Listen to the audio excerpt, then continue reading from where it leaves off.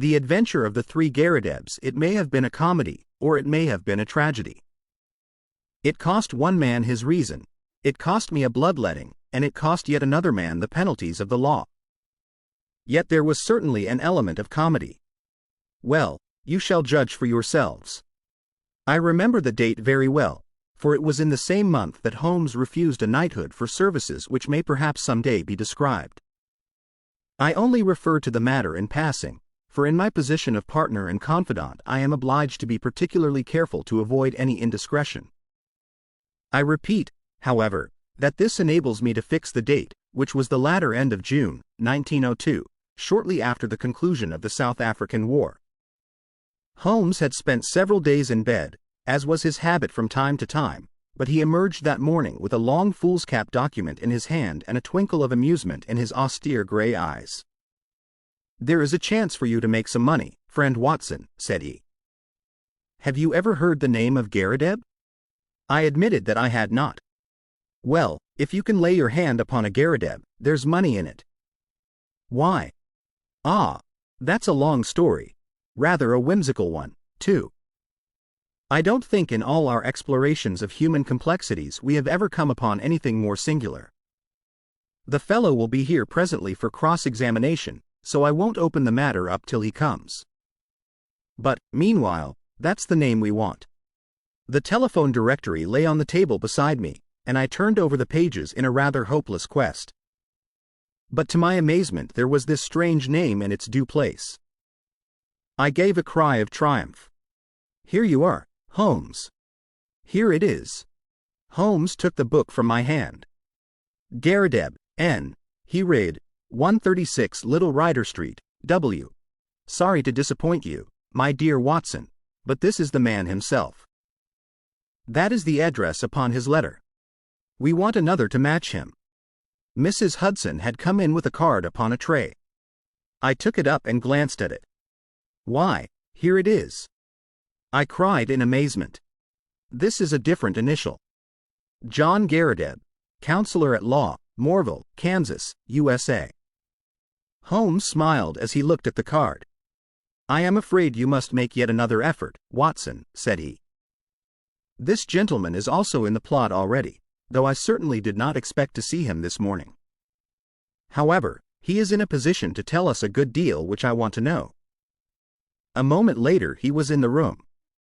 Mr. John Garrideb, Counselor at Law, was a short, powerful man with the round, fresh, clean-shaven face characteristic of so many American men of affairs. The general effect was chubby and rather childlike, so that one received the impression of quite a young man with a broad-set smile upon his face. His eyes, however, were arresting. Seldom in any human head have I seen a pair which bespoke a more intense inward life, so bright were they, so alert, so responsive to every change of thought. His accent was American, but was not accompanied by any eccentricity of speech. "Mr. Holmes?" he asked, glancing from one to the other. "Ah, yes. Your pictures are not unlike you, sir, if I may say so. I believe you have had a letter from my namesake, Mr. Nathan Garrideb, have you not?" "Pray sit down," said Sherlock Holmes. "We shall, I fancy, have a good deal to discuss." He took up his sheets of foolscap. "You are, of course, the Mr. John Garrideb mentioned in this document. But surely you have been in England some time? Why do you say that, Mr. Holmes?" I seemed to read sudden suspicion in those expressive eyes. "Your whole outfit is English." Mr. Garrideb forced a laugh. "I've read of your tricks, Mr. Holmes, but I never thought I would be the subject of them." "Where do you read that?" "The shoulder cut of your coat, the toes of your boots. Could anyone doubt it?" Well, I had no idea I was so obvious a Britisher. But business brought me over here some time ago, and so, as you say, my outfit is nearly all London. However, I guess your time is of value, and we did not meet to talk about the cut of my socks. What about getting down to that paper you hold in your hand?" Holmes had in some way ruffled our visitor, whose chubby face had assumed a far less amiable expression. "Patience, Mr. Garrideb," said my friend in a soothing voice. Dr. Watson would tell you that these little digressions of mine sometimes prove in the end to have some bearing on the matter. But why did Mr. Nathan Garrideb not come with you? Why did he ever drag you into it at all? Asked our visitor with a sudden outflame of anger. What in thunder had you to do with it? Here was a bit of professional business between two gentlemen, and one of them must needs call in a detective. I saw him this morning, and he told me this fool trick he had played me, and that's why I am here.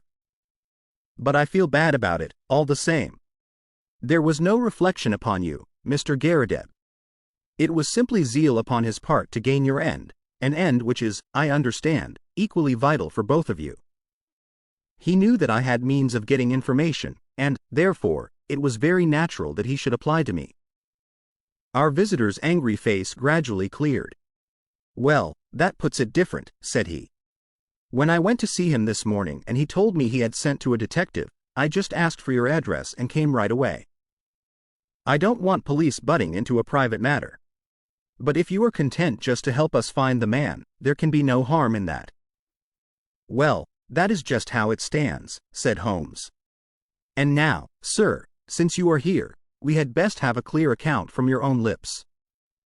My friend here knows nothing of the details. Mr. Garrideb surveyed me with not too friendly a gaze. Need he know? He asked. We usually work together. Well, there's no reason it should be kept a secret. I'll give you the facts as short as I can make them. If you came from Kansas, I would not need to explain to you who Alexander Hamilton Garrideb was. He made his money in real estate, and afterwards in the wheat pit at Chicago, but he spent it in buying up as much land as would make one of your counties, lying along the Arkansas River, west of Fort Dodge. It's grazing land and lumber land and arable land and mineralized land, and just every sort of land that brings dollars to the man that owns it. He had no kith nor kin, or, if he had, I never heard of it. But he took a kind of pride in the queerness of his name. That was what brought us together. I was in the law at Topeka, and one day I had a visit from the old man, and he was tickled to death to meet another man with his own name. It was his pet fad, and he was dead set to find out if there were any more Garridebs in the world. Find me another, said he. I told him I was a busy man and could not spend my life hiking round the world in search of Garridebs. None the less, said he, that is just what you will do if things pan out as I planned them. I thought he was joking, but there was a powerful lot of meaning in the words, as I was soon to discover. For he died within a year of saying them, and he left a will behind him. It was the queerest will that has ever been filed in the state of Kansas. His property was divided into 3 parts, and I was to have one on condition that I found 2 Garridebs who would share the remainder. It's $5 million for each if it is a cent, but we can't lay a finger on it until we all 3 stand in a row. It was so big a chance that I just let my legal practice slide and I set forth looking for Garridebs. There is not one in the United States. I went through it, sir, with a fine-toothed comb, and never a Garrideb could I catch. Then I tried the old country. Sure enough, there was the name in the London telephone directory. I went after him 2 days ago and explained the whole matter to him. But he is a lone man, like myself, with some women relations, but no men. It says 3 adult men in the will. So you see we still have a vacancy, and if you can help to fill it, we will be very ready to pay your charges. Well, Watson, said Holmes with a smile, I said it was rather whimsical, did I not? I should have thought, sir, that your obvious way was to advertise in the agony columns of the papers. I have done that, Mr. Holmes. No replies. Dear me. Well, it is certainly a most curious little problem. I may take a glance at it in my leisure. By the way, it is curious that you should have come from Topeka. I used to have a correspondent, he is dead now, old Dr. Lysander Starr, who was mayor in 1890. Good old Dr. Starr, said our visitor. His name is still honored. Well, Mr. Holmes, I suppose all we can do is to report to you and let you know how we progress. I reckon you will hear within a day or 2. With this assurance our American bowed and departed. Holmes had lit his pipe, and he sat for some time with a curious smile upon his face. "Well?" I asked at last. "I am wondering, Watson, just wondering." "At what?" Holmes took his pipe from his lips. "I was wondering, Watson, what on earth could be the object of this man in telling us such a rigmarole of lies?" I nearly asked him so, for there are times when a brutal frontal attack is the best policy, but I judged it better to let him think he had fooled us. Here is a man with an English coat frayed at the elbow and trousers bagged at the knee with a year's wear, and yet by this document and by his own account he is a provincial American lately landed in London. There have been no advertisements in the agony columns. You know that I miss nothing there. They are my favorite covert for putting up a bird, and I would never have overlooked such a cock pheasant as that. I never knew a Dr. Lysander Starr, of Topeka.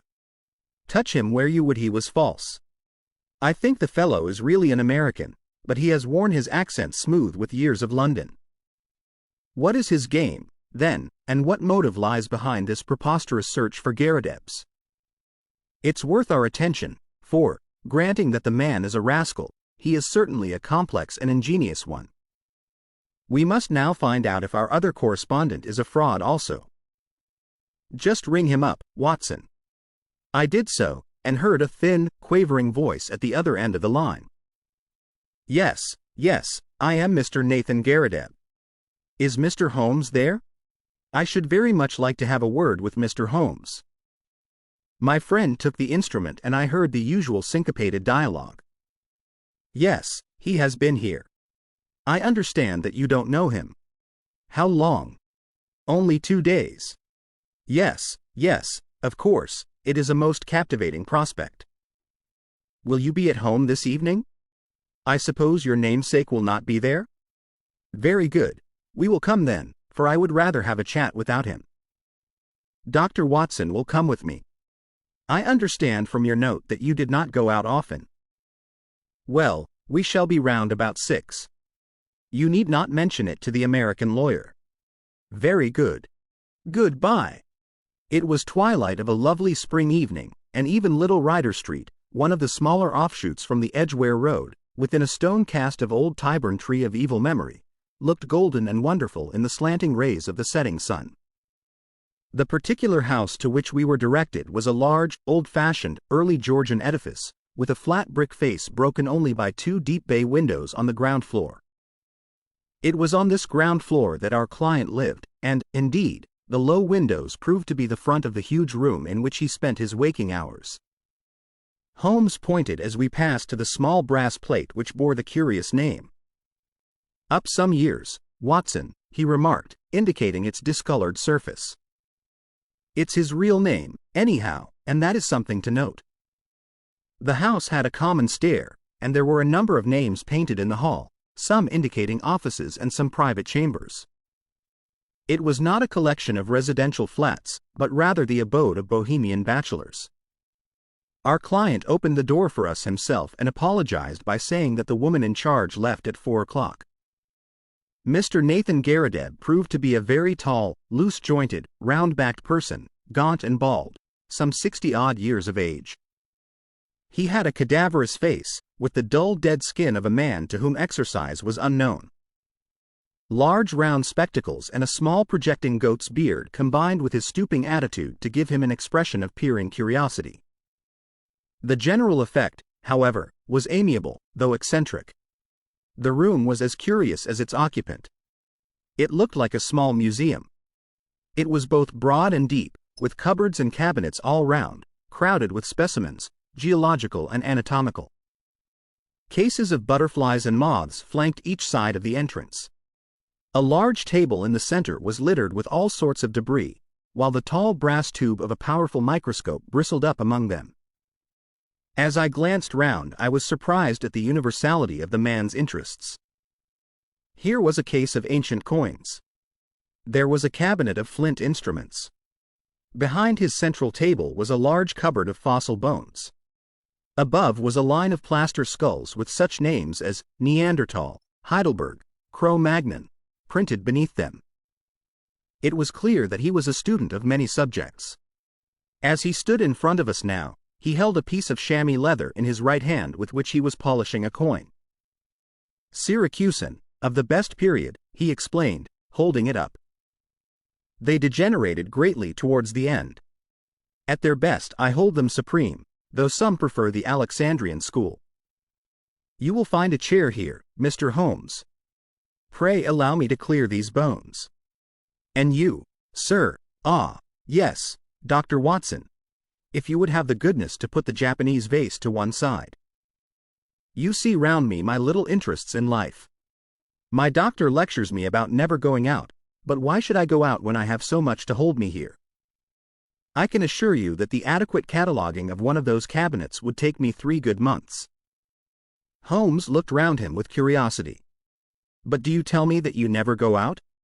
He said. Now and again I drive down to Sotheby's or Christie's. Otherwise I very seldom leave my room. I am not too strong, and my researches are very absorbing. But you can imagine, Mr. Holmes, what a terrific shock, pleasant but terrific, it was for me when I heard of this unparalleled good fortune. It only needs one more Garrideb to complete the matter, and surely we can find one. I had a brother, but he is dead, and female relatives are disqualified. But there must surely be others in the world. I had heard that you handled strange cases, and that was why I sent to you.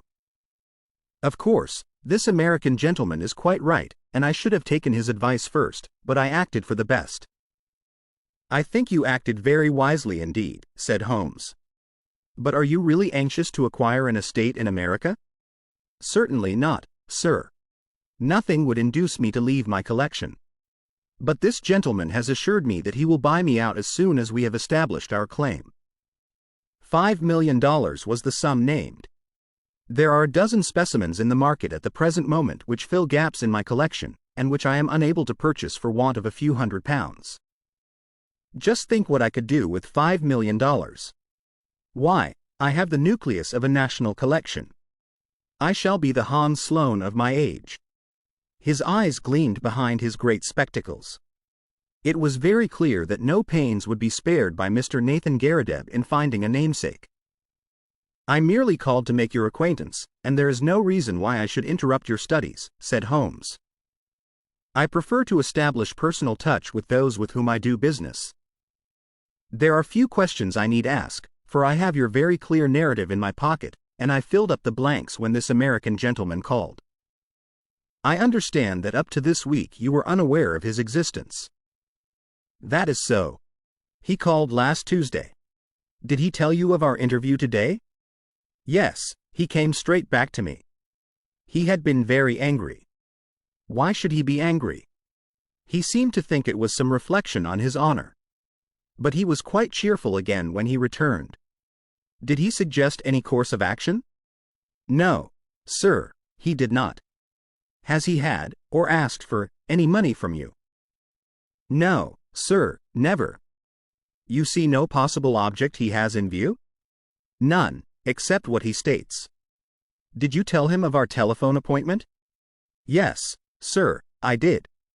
Holmes was lost in thought. I could see that he was puzzled. Have you any articles of great value in your collection? No, sir.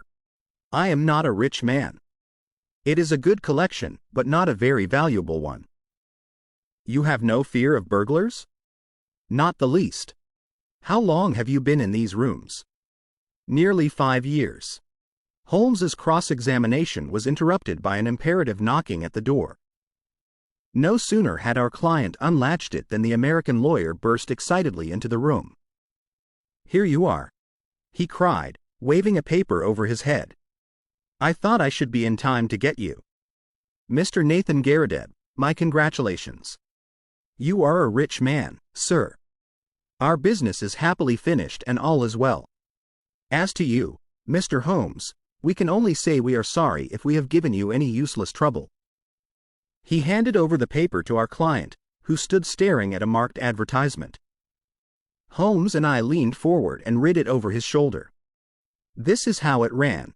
Howard Garrideb, constructor of agricultural machinery, binders, reapers, steam and hand plows, drills, harrows, farmers' carts, buckboards, and all other appliances. Estimates for artesian wells apply Grosvenor Buildings, Aston, glorious," gasped our host. "That makes our third man." "I had opened up inquiries in Birmingham," said the American, "and my agent there has sent me this advertisement from a local paper. We must hustle and put the thing through. I have written to this man and told him that you will see him in his office tomorrow afternoon at 4 o'clock.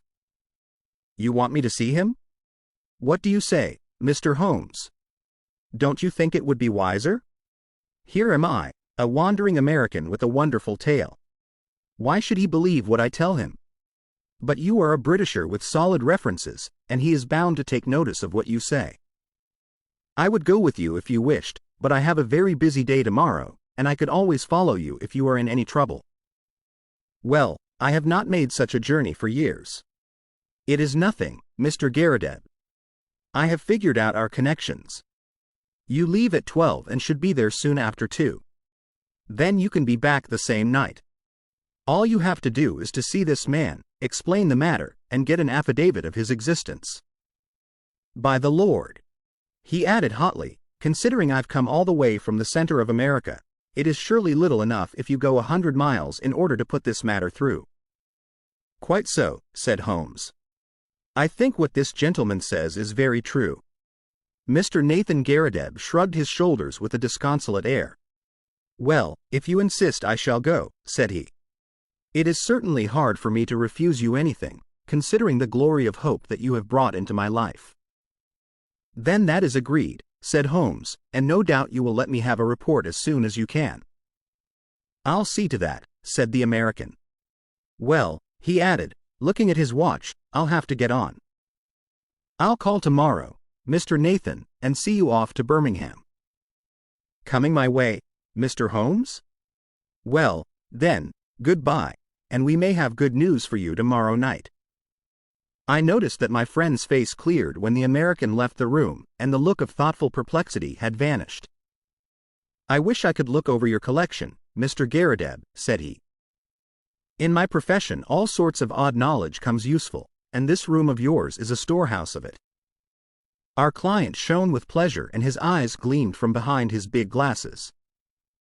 "I had always heard, sir, that you were a very intelligent man," said he. "I could take you round now if you have the time. Unfortunately, I have not. But these specimens are so well labeled and classified that they hardly need your personal explanation. If I should be able to look in tomorrow, I presume that there would be no objection to my glancing over them?" "None at all. You are most welcome. The place will, of course, be shut up, but Mrs. Saunders is in the basement up to 4 o'clock and would let you in with her key." "Well, I happen to be clear tomorrow afternoon. If you would say a word to Mrs. Saunders, it would be quite in order. By the way, who is your house agent?" Our client was amazed at the sudden question. "Holloway and Steele, in the Edgware Road." "But why?" "I am a bit of an archaeologist myself when it comes to houses," said Holmes, laughing. "I was wondering if this was Queen Anne or Georgian." "Georgian, beyond doubt." "Really? I should have thought a little earlier. However, it is easily ascertained. Well, goodbye, Mr. Garrideb, and may you have every success in your Birmingham journey." The house agent's was close by, but we found that it was closed for the day, so we made our way back to Baker Street. It was not till after dinner that Holmes reverted to the subject. "Our little problem draws to a close," said he. "No doubt you have outlined the solution in your own mind. I can make neither head nor tail of it. The head is surely clear enough, and the tail we should see tomorrow. Did you notice nothing curious about that advertisement? I saw that the word plough was misspelt." "Oh, you did notice that, did you? Come, Watson, you improve all the time." "Yes, it was bad English but good American. The printer had set it up as received. Then the buckboards. That is American also. And artesian wells are commoner with them than with us. It was a typical American advertisement, but purporting to be from an English firm. What do you make of that? I can only suppose that this American lawyer put it in himself. What his object was I fail to understand." "Well, There are alternative explanations. Anyhow, he wanted to get this good old fossil up to Birmingham. That is very clear. I might have told him that he was clearly going on a wild goose chase, but, on second thoughts, it seemed better to clear the stage by letting him go. Tomorrow, Watson. Well, tomorrow will speak for itself. Holmes was up and out early. When he returned at lunchtime, I noticed that his face was very grave. "This is a more serious matter than I had expected, Watson," said he. "It is fair to tell you so, though I know it will only be an additional reason to you for running your head into danger. I should know my Watson by now. But there is danger, and you should know it. Well, it is not the first we have shared, Holmes. I hope it may not be the last. What is the particular danger this time? We are up against a very hard case. I have identified Mr. John Garrideb, counselor at law. He is none other than Killer Evans, of sinister and murderous reputation. I fear I am none the wiser. Ah, it is not part of your profession to carry about a portable Newgate calendar in your memory. I have been down to see friend Lestrade at the Yard. There may be an occasional want of imaginative intuition down there, but they lead the world for thoroughness and method. I had an idea that we might get on the track of our American friend in their records. Sure enough, I found his chubby face smiling up at me from the Rogues Portrait Gallery. James Winter, alias Moorcroft, alias Killer Evans, was the inscription below. Holmes drew an envelope from his pocket. I scribbled down a few points from his dossier. Aged 44. Native of Chicago. Known to have shot 3 men in the States. Escaped from penitentiary through political influence. Came to London in 1893. Shot a man over cards in a nightclub in the Waterloo Road in January 1895. Man died, but he was shown to have been the aggressor in the row. Dead man was identified as Roger Prescott, famous as forger and coiner in Chicago. Killer Evans released in 1901. Has been under police supervision since, but so far as known has led an honest life. Very dangerous man, usually carries arms and is prepared to use them. That is our bird, Watson, a sporting bird, as you must admit. But what is his game? Well, it begins to define itself. I have been to the house agents. Our client, as he told us, has been there 5 years. It was unlet for a year before then. The previous tenant was a gentleman at large named Waldron. Waldron's appearance was well remembered at the office. He had suddenly vanished and nothing more been heard of him. He was a tall, bearded man with very dark features. Now, Prescott, the man whom Killer Evans had shot, was, according to Scotland Yard, a tall, dark man with a beard. As a working hypothesis, I think we may take it that Prescott, the American criminal, used to live in the very room which our innocent friend now devotes to his museum. So at last we get a link, you see. And the next link? Well, we must go now and look for that. He took a revolver from the drawer and handed it to me. I have my old favorite with me. If our Wild West friend tries to live up to his nickname, we must be ready for him. I'll give you an hour for a siesta, Watson, and then I think it will be time for our Ryder Street adventure. It was just 4 o'clock when we reached the curious apartment of Nathan Garrideb. Mrs. Saunders, the caretaker, was about to leave, but she had no hesitation in admitting us, for the door shut with a spring lock, and Holmes promised to see that all was safe before we left. Shortly afterwards the outer door closed, her bonnet passed the bow window, and we knew that we were alone in the lower floor of the house. Holmes made a rapid examination of the premises. There was one cupboard in a dark corner which stood out a little from the wall. It was behind this that we eventually crouched while Holmes in a whisper outlined his intentions. He wanted to get our amiable friend out of his room, that is very clear, and, as the collector never went out, it took some planning to do it. The whole of this Garrideb invention was apparently for no other end. I must say, Watson, that there is a certain devilish ingenuity about it, even if the queer name of the tenant did give him an opening which he could hardly have expected. He wove his plot with remarkable cunning. But what did he want? Well, that is what we are here to find out. It has nothing whatever to do with our client, so far as I can read the situation. It is something connected with the man he murdered, the man who may have been his confederate in crime. There is some guilty secret in the room. That is how I read it. At first I thought our friend might have something in his collection more valuable than he knew, something worth the attention of a big criminal. But the fact that Roger Prescott of evil memory inhabited these rooms points to some deeper reason. Well, Watson, we can but possess our souls in patience and see what the hour may bring. That hour was not long in striking. We crouched closer in the shadow as we heard the outer door open and shut. Then came the sharp, metallic snap of a key, and the American was in the room. He closed the door softly behind him, took a sharp glance around him to see that all was safe, threw off his overcoat, and walked up to the central table with the brisk manner of one who knows exactly what he has to do and how to do it. He pushed the table to one side, tore up the square of carpet on which it rested, rolled it completely back, and then, drawing a jemmy from his inside pocket, he knelt down and worked vigorously upon the floor. Presently we heard the sound of sliding boards, and an instant later a square had opened in the planks. Killer Evans struck a match, lit a stump of candle, and vanished from our view. Clearly our moment had come. Holmes touched my wrist as a signal, and together we stole across to the open trapdoor. Gently as we moved, however, the old floor must have creaked under our feet, for the head of our American, peering anxiously round, emerged suddenly from the open space.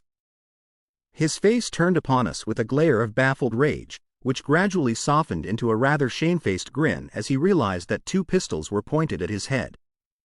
"Well, well," said he coolly as he scrambled to the surface. "I guess you have been one too many for me, Mr. Holmes. Saw through my game, I suppose, and played me for a sucker from the first. Well, sir, I hand it to you. You have me beat," and, in an instant he had whisked out a revolver from his breast and had fired 2 shots. I felt a sudden hot sear as if a red-hot iron had been pressed to my thigh. There was a crash as Holmes's pistol came down on the man's head. I had a vision of him sprawling upon the floor with blood running down his face while Holmes rummaged him for weapons. Then my friend's wiry arms were round me, and he was leading me to a chair. "You're not hurt, Watson? For God's sake, say that you are not hurt." It was worth a wound, it was worth many wounds, to know the depth of loyalty and love which lay behind that cold mask. The clear, hard eyes were dimmed for a moment, and the firm lips were shaking. For the one and only time I caught a glimpse of a great heart as well as of a great brain. All my years of humble but single-minded service culminated in that moment of revelation. "It's nothing, Holmes. It's a mere scratch." He had ripped up my trousers with his pocket knife. "You are right," he cried with an immense sigh of relief. "It is quite superficial." His face set like flint as he glared at our prisoner, who was sitting up with a dazed face. "By the Lord, it is as well for you. If you had killed Watson, you would not have got out of this room alive. Now, sir, what have you to say for yourself?" He had nothing to say for himself. He only sat and scowled. I leaned on Holmes's arm, and together we looked down into the small cellar which had been disclosed by the secret flap. It was still illuminated by the candle which Evans had taken down with him. Our eyes fell upon a mass of rusted machinery, great rolls of paper, a litter of bottles, and, neatly arranged upon a small table, a number of neat little bundles. "A printing press, a counterfeiter's outfit," said Holmes. "Yes, sir," said our prisoner, staggering slowly to his feet and then sinking into the chair. "The greatest counterfeiter London ever saw. That's Prescott's machine, and those bundles on the table are 2,000 of Prescott's notes worth 100 each and fit to pass anywhere. Help yourselves, gentlemen. Call it a deal and let me beat it." Holmes laughed. "We don't do things like that, Mr. Evans. There is no bolt hole for you in this country. You shot this man Prescott, did you not?" "Yes, sir, and got 5 years for it, though it was he who pulled on me." 5 years, when I should have had a medal the size of a soup plate. No living man could tell a Prescott from a Bank of England, and if I hadn't put him out he would have flooded London with them. I was the only one in the world who knew where he made them. Can you wonder that I wanted to get to the place? And can you wonder that when I found this crazy boob of a bug hunter with the queer name squatting right on the top of it, and never quitting his room, I had to do the best I could to shift him? Maybe I would have been wiser if I had put him away. It would have been easy enough, but I'm a soft-hearted guy that can't begin shooting unless the other man has a gun also. But say, Mr. Holmes, what have I done wrong, anyhow? I've not used this plant. I've not hurt this old stiff. Where do you get me? Only attempted murder, so far as I can see, said Holmes. But that's not our job. They take that at the next stage. What we wanted at present was just your sweet self. Please give the Yard a call, Watson. It won't be entirely unexpected. So those were the facts about Killer Evans and his remarkable invention of the Three Garridebs. We heard later that our poor old friend never got over the shock of his dissipated dreams. When his castle in the air fell down, it buried him beneath the ruins. He was last heard of at a nursing home in Brixton. It was a glad day at the Yard when the Prescott outfit was discovered, for, though they knew that it existed, they had never been able, after the death of the man, to find out where it was. Evans had indeed done great service and caused several worthy CID men to sleep the sounder, for the counterfeiter stands in a class by himself as a public danger. They would willingly have subscribed to that soup plate medal of which the criminal had spoken, but an unappreciative bench took a less favorable view, and the killer returned to those shades from which he had just emerged.